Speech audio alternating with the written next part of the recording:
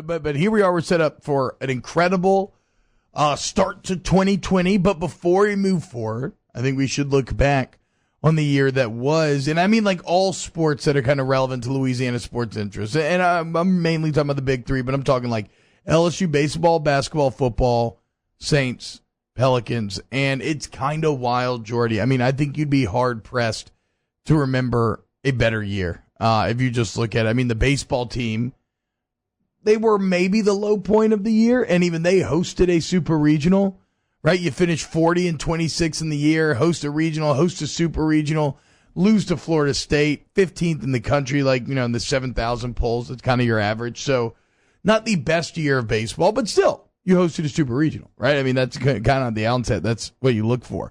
Basketball, I mean, it kind of seems far away at this point because it just feels like it's been so long, but LSU won the regular season SEC title last year, going 16-2 in conference. They made the Sweet 16. Like for that to happen 2 years removed from being 2-16 in conference, that's pretty absurd right there. Count your blessings basketball wise. And then LSU football. I mean, we already know you start 2019 winning the Fiesta Bowl, and now you end 2019 dominating the Peach Bowl, 14-0, SEC champs. Heisman, Maxwell, Davey O'Brien, Blitnikoff, Joe Moore, Thorpe, all the Coach of the Year awards. The Saints started with heartbreak. Yeah. That is crazy, right? 2019 started with heartbreak, but if you want a measure of just the character of this Saints team, look at that. To go from the NOLA no call now to being 13-3, and yes, it's a 3 seed, but still, I just want to highlight the record. To go from that to being 13-3, that's tough to do. So a couple of things will stand out to me in 2019 centered around sports, and they're caught up in those moments. Obviously, the NFC Championship game, Little Jay and I were there. The scene walking out of that stadium, walking down the ramps of the Dome, out to Poydras Street, down into the city was surreal. I mean, just people were walking like mummies, like zombies, into the streets of New Orleans after what they had just witnessed, because that team being so special and being so close to a Super Bowl, going to Atlanta, the storylines were everywhere. So being inside of that arena that day is one thing that I'll always remember about 2019. Also, being inside the Maravich Center the night of the Vanderbilt game, once the decision was made on Will Wade, and Joe Oliva and F. King Alexander walking in to the Maravich Center that night. That was the scariest, most hostile sports venue I have ever been in. I thought something was going to happen to Oliva, almost to a sense of the mob was raining down on Oliva, pointing at him, chanting at him, "Joe must go. Joe must go." I mean, it was as uncomfortable, hostile of a scene as I can ever recall, especially at the college level. It's one thing to see that at the professional level.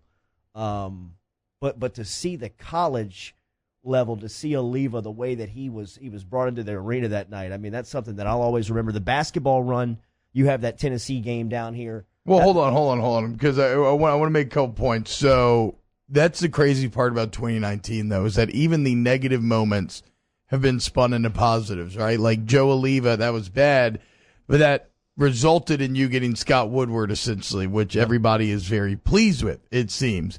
It's something like the Pelicans had a horrendously bad year, right? Embarrassing. The year starts off with Anthony Davis saying, "Get me the hell out of here." Just massive drama. Well, what is that? It finally leads to regime change. You now got David Griffin. You get the number 1 overall pick. This has been a truly blessed sports year. But let's go to, so this is a top 5 that I put together. From my memories, is the first 5 things that jumped up. Number 5 was the no call. The only reason I have it so low is because, well, it was negative. But, like, beyond just what it was like, you gave the boots in the ground report of what it felt like. But, look, that is a game that changed the rules. That, like, changed the base rules of the NFL and opened up pass interference for review. That is pretty wild. Like, that is a moment whose impact will be felt for years. And I remember traveling after that. We went skiing, and, like, the second anyone figured you out, you were from Louisiana, that was the first thing they mentioned. Yeah. Everywhere for the next couple months. Now, what you were referencing here, number 4 on my list, I don't know why this stands out so much in my mind, but the LSU Tennessee basketball game. There's a couple of moments within the season that stand out. Obviously, the Tennessee game is one of them. I think about the tip-in from Cavell Bigby Williams on the road in Lexington at Kentucky. Yeah. I think about the last game that Will Wade coached in Gainesville with Tremont Waters hitting a game winner inside the paint on the road for another road victory. I had a chance to be on that trip with the team, which was really cool to see that up close, that type of moment. So there were moments inside of that SEC championship season that stood out, but obviously that Tennessee game was as special as any of them. It was in the PMAC. You had Dickie V. This was pre-Dickie V drama. Dickie V out there getting the crowd hyped up. Nas Reed gets you 0 points and 1 rebound. And you still win that game. Javonte Smart turns up. Cavell Bigby Williams with another huge tip-in that Tennessee game. So that was one of my favorite sporting moments of the entire year. Number 3 on my list, the Pelicans getting the first overall pick. I wasn't even watching the lottery because I couldn't get my hopes up. Yeah. It's only a 6% chance. All of a sudden, my phone's blowing up. Felt like a new age.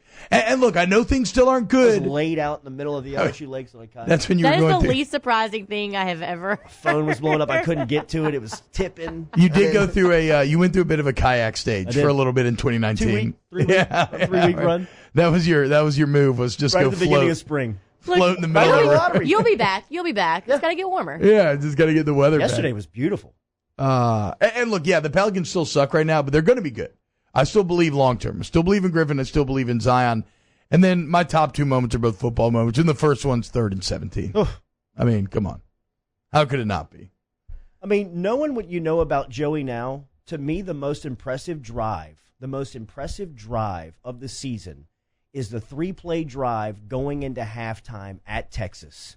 At that moment, really think back. Didn't you really kind of think to yourself, my God, LSU's got a quarterback? Like, they for real have a quarterback. They get the ball back with just a little time remaining in halftime. Stingley sets it up with a nice punt return. LSU gets the ball right around midfield. I think it might have been at Texas's 45. First play, he hits an out route to Jamar Chase on a timing route where he throws it. He gets drilled on that first throw. Gets hit square in the chin. Puts it on Chase's face mask.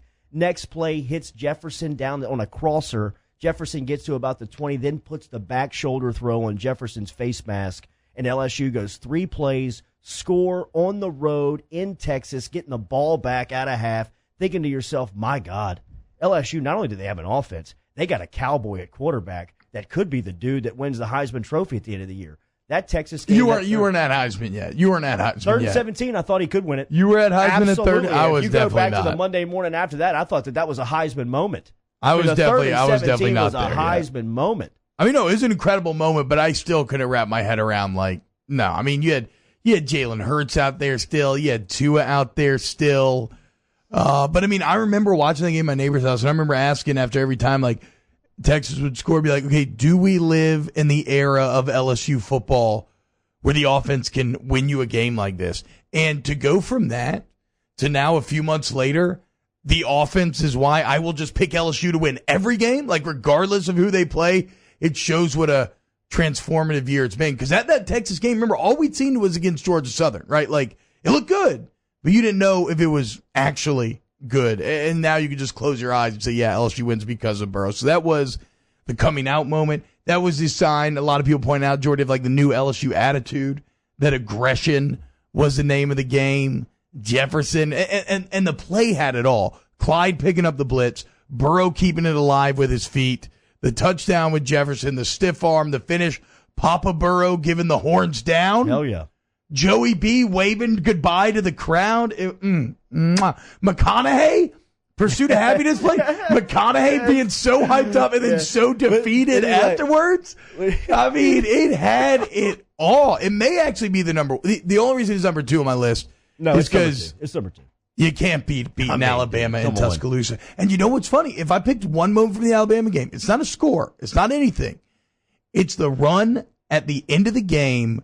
By Clyde? When you closed it out. Yeah. When you knew they weren't going to get the ball back. You had to get a first down. Everybody in the world knows you're running. In the past, LSU doesn't get that first down. They have to sweat it out on defense late. Sometimes it's burn you. They don't even make the throw. You didn't even give him a chance. Yeah. You pushed him back. I mean, you bullied him. 10 yards and you ended that game. And it was at that moment when you knew they weren't going to get the ball back. The curse was finally over. And Jordy, I don't know if it's like the Minnesota Miracle, no call, the A&M game, but Louisiana fans have a little bit of PTSD, right? Yes. Like you kept feeling like when's the other shoe going to drop? Quarter. Yeah, what's going to go wrong here? They even get that BS last touchdown to Devontae Smith, and then nearly get the onside kick, and then nothing went out, and then nothing went wrong, and then you had the ball, and you never gave the ball back. That moment when they just bullied them for that first down, I remember tackling my neighbor. Couple of moments from Tuscaloosa. The 90 seconds before halftime in Tuscaloosa is LSU football porn. You could watch that on loop with the Clyde over-the-top touchdown, spiking the ball into the referee's feet when he's just staring at Clyde and doesn't even have the balls to throw a flag because he's like, my God, LSU's beating the hell out of Alabama in Tuscaloosa. Next play, Patrick Queen picks it off, sets up Joey and the boys on a nice little pitch and catch to Clyde in the end zone for a score. I mean, it was beautiful.